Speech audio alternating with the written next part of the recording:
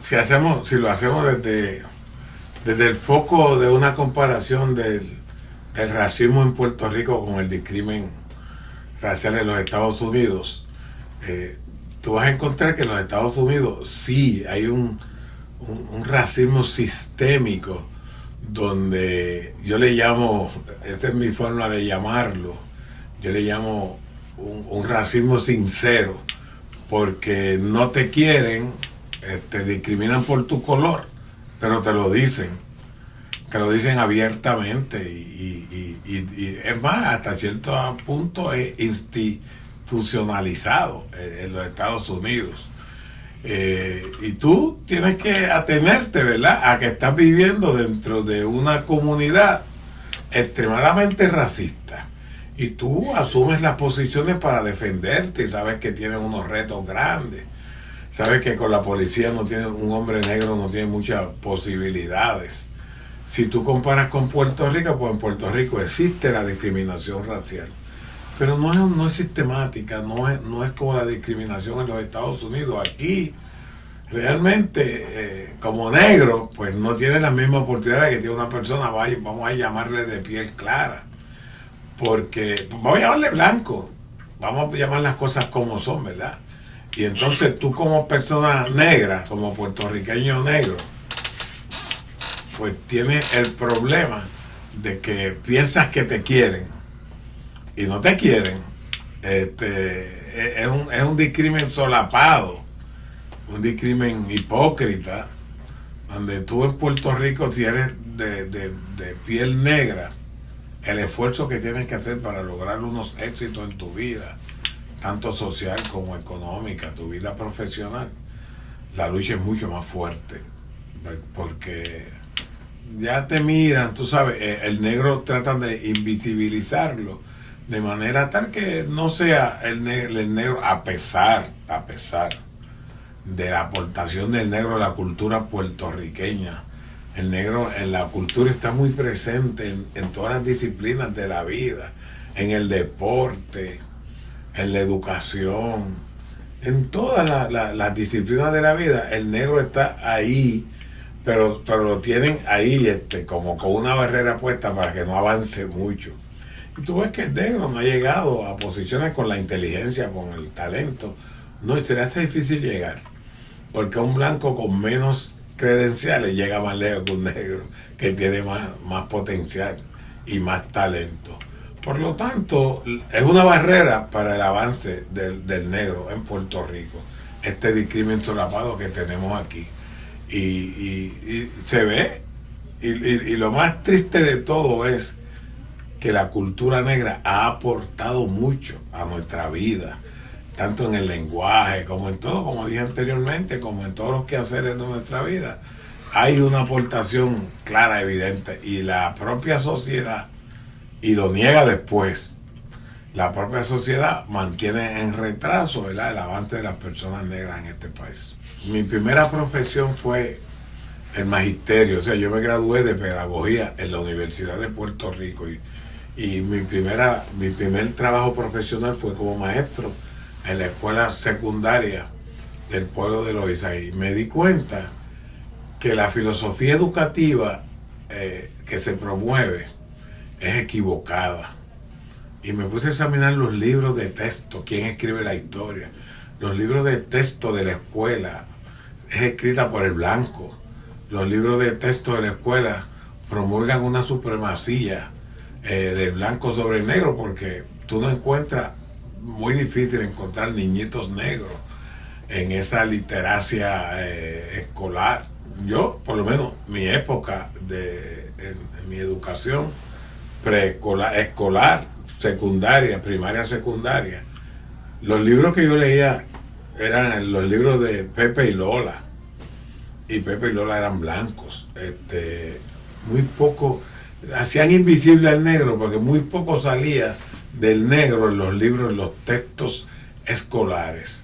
Y entonces eso dirigía esa filosofía educativa a invisibilizar al negro como parte de un proceso educativo.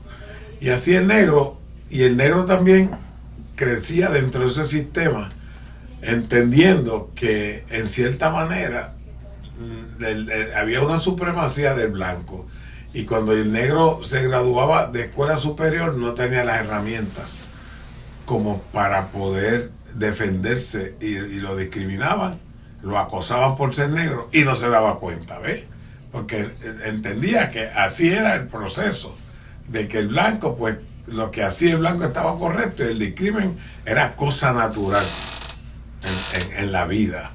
Y así pues, imagínense, van saliendo generaciones y generaciones, y el blanco sigue discriminando y el negro no se da cuenta que lo están discriminando, ¿verdad? Quiere decir que hay que reestructurar la filosofía educativa de este país. ¿Y cómo se puede hacer eso? Hay que incluir cursos.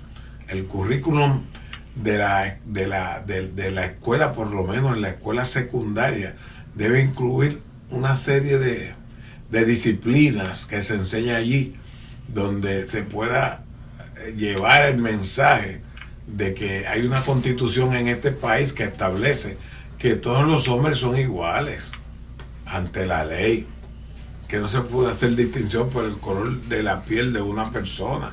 Y eso no se enseña en la escuela. Eso los niños no lo aprenden a defenderse cuando alguien lo señala y se burla de ellos por el color de su piel. Y a veces un niño está siendo maltratado en la escuela por el color de su piel y no tiene las herramientas para pelear por su dignidad. No las tiene.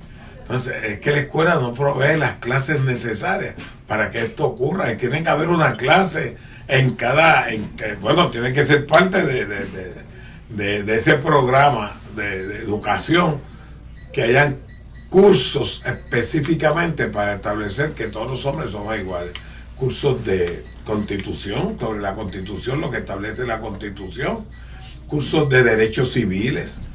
Cursos en esos derechos civiles, cuáles son estos procesos donde el blanco abusa del negro. Todo esto hay que discutirlo en la escuela superior para que tanto hace conciencia el blanco como la hace el negro, y pudiéramos tener, ¿verdad?, una comunidad mejor preparada para combatir los efectos de esta lacra social que lo que es el discrimen y el racismo en Puerto Rico. Mira, hay un libro que yo escribí, tienes que haberlo leído, se llama Justicia Negra.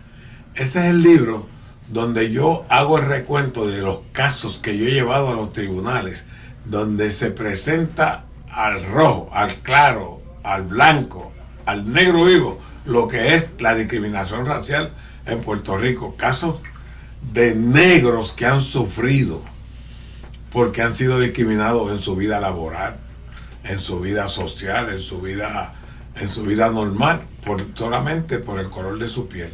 Hay un caso allí de Zaida Morris, Travelers Insurance, donde se plantea todo el problema que le pasa a una mujer negra por el solo hecho de que es negra y tiene un afro en su trabajo. No la querían aceptar. Después que ya estaba trabajando allí, querían salir de ella porque era negra y tenía afro. Y la excusa que buscaban para sacarla era que tenía un afro, ¿eh? Y el afro era el pelo natural de esa mujer. Y la pobre mujer tuvo que salir del entorno laboral y radicar una demanda en el Tribunal Superior. Este caso se dio en el Tribunal Superior de San Juan. Este caso se ganó a los niveles del Tribunal de Instancia, pasó al Tribunal Apelativo y al Supremo, y te puedo decir sin que me falte nada, sin reservas, que el Tribunal Supremo no entendió el caso, porque el Tribunal Supremo tampoco conoce ni acepta que existe la discriminación racial en Puerto Rico. Como unos jueces que no pueden distinguir cuándo hay o no hay discriminación racial pueden decidir sobre un caso donde hay una mujer negra alegando que fue discriminada. No lo entendieron y el caso fue revocado a pesar de que se ganó en primera instancia. Y así hay una serie de casos allí donde usted ve claramente dónde está, cómo el discrimen racial ha sido tratado en los tribunales de Puerto Rico. El libro se llama, no le estoy haciendo un anuncio al libro, pero el libro se llama Justicia Negra, se publicó en el año 2000. Y ahí están los casos, con número de casos y todo. El que tenga duda que vaya al tribunal y revise los casos que yo he llevado a los tribunales planteando, alegando que en Puerto Rico existe la discriminación racial. Yo no tengo las estadísticas, pero yo estoy seguro de que las cárceles de Puerto Rico están cundidas de gente negra, mayormente. Yo aseguro que hay más, la proporción de negros en las cárceles en Puerto Rico, mucho mayor que los blancos, negros y pobres. Negros y pobres, esos son los que van a las cárceles aquí. El caso de Alma, una niña de 11 años que estaba siendo acosada en el entorno escolar por niñitas blancas, ¿verdad?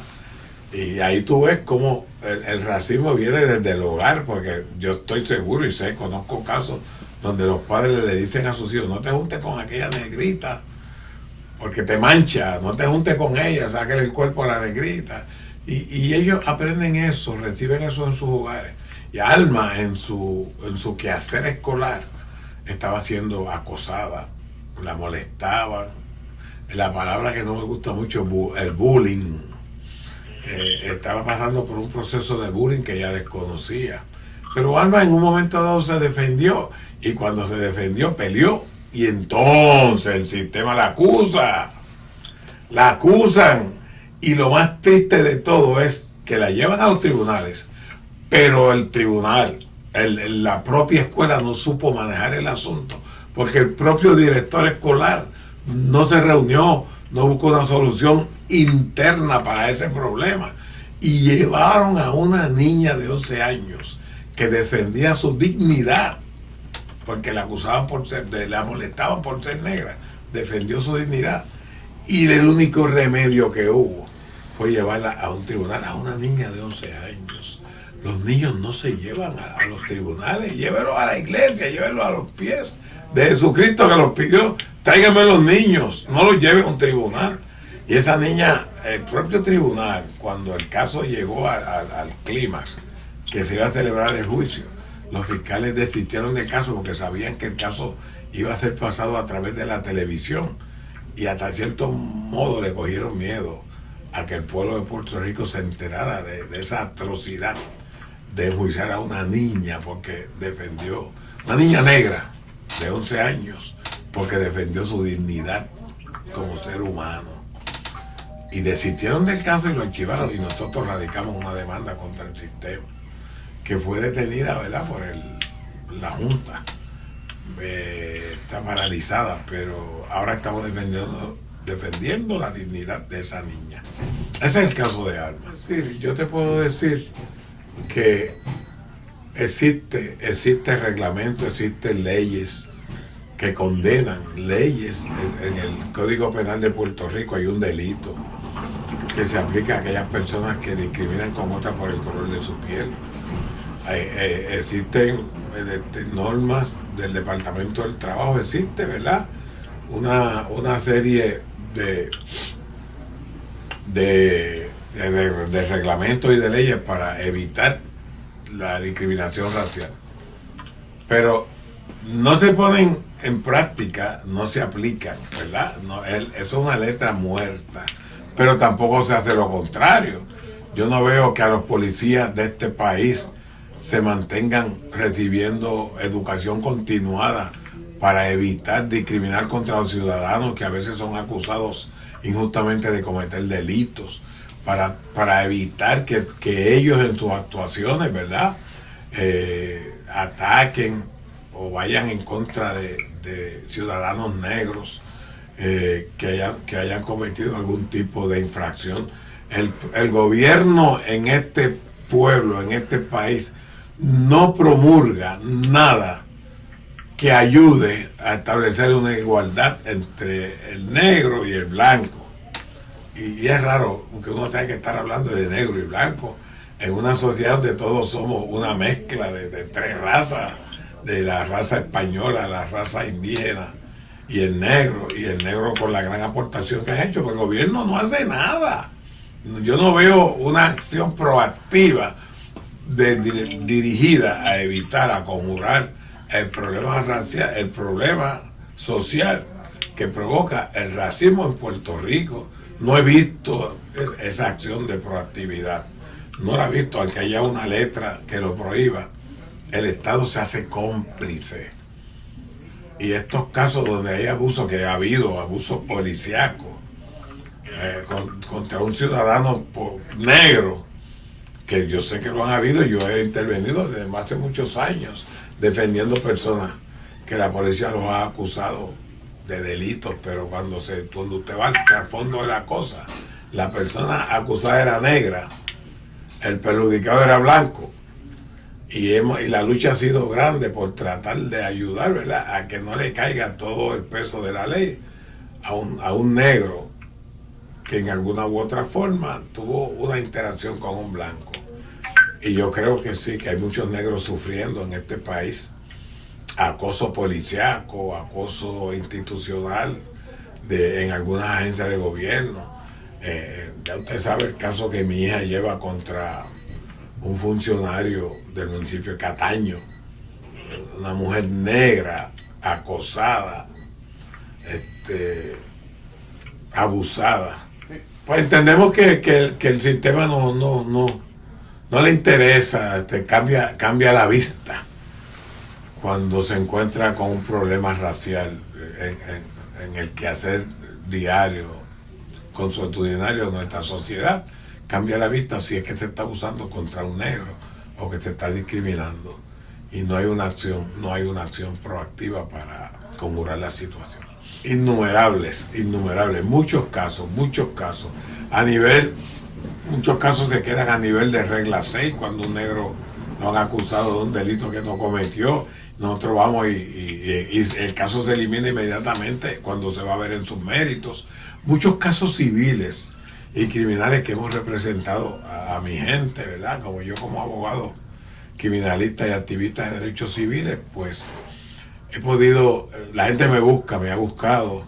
Hay el primer caso de mi libro, que es el caso de Robertito Pérez. Este era un negrito loiseño que apenas había salido de su casa, nunca había salido de su casa, cumplió 18 años y fue a trabajar a un departamento de gobierno en San Juan, donde fue abusado, donde fue discriminado, porque era el único negro en ese taller de trabajo. Y los blanquitos allí lo abusaban.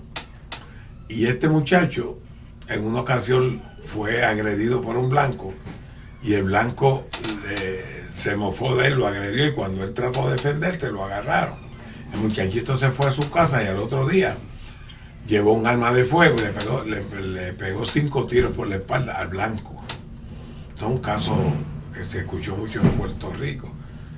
Y lo mató, le metió 5 tiros por la espalda. Y fue acusado de asesinato en primer grado. Y me tocó defenderlo. La defensa fue bien cuesta arriba porque yo tuve que demostrar que es un loiseño, que hay un discrimen racial contra ese pueblo por ser predominantemente negro. Yo tuve que buscar mucho para poder defender a ese muchacho. Y un jurado de 7 hombres y 5 mujeres lo absolvió de la acusación de asesinato en primer grado. Y el muchacho pudo salir airoso. Si lo hubiese defendido otro abogado que no entendiera la profundidad del crimen, estuviera preso porque era un asesinato en primer grado. Y Robertito, gracias a Dios, salió airoso y se fue para los Estados Unidos. Ella vive en Boston. Y es un caso clásico en este país. Yo tuve que cuesta arriba demostrarle a ese jurado que existe un problema de discriminación racial en Puerto Rico.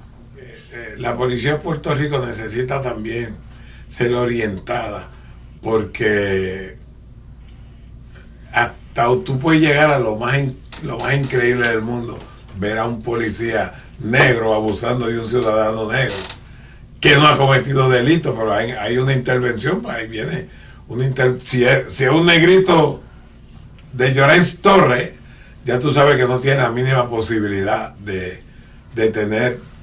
ser tratado, porque no estamos pidiendo privilegios, de ser tratado como un ciudadano que tiene una dignidad. Y eso es lo que pedimos, ¿verdad? Que se respete la dignidad. Y sabemos, muchas cosas pasan por debajo del radar que tienen que ver con la discriminación racial, que tienen que ver con el desempeño de ciudadanos negros y con el desempeño de la policía de Puerto Rico. Hay un negrito en Piñones que en estos momentos el caso está sometido en el Tribunal de Carolina, que dos policías, sin que él hiciera nada en contra de la policía, ya intervinieron con él porque estaba él en una polémica con su padre, estaba discutiendo con su papá. Alguien llamó a la policía, los dos policías vinieron, se bajaron de la patrulla, él estaba discutiendo con el papá, la mamá le dijo a los policías, no, aquí no está pasando nada, esto es un asunto familiar. La mamá puso la mano para proteger al muchacho, los policías se fundaron.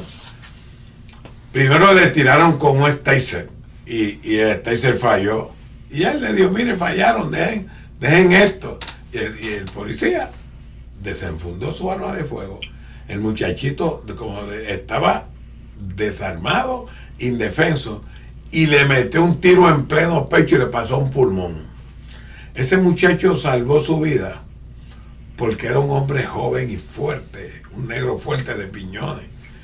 Ahora mismo esos policías están acusados de tentativa de asesinato y se está juzgando ahora mismo. La pandemia aguantó ese proceso.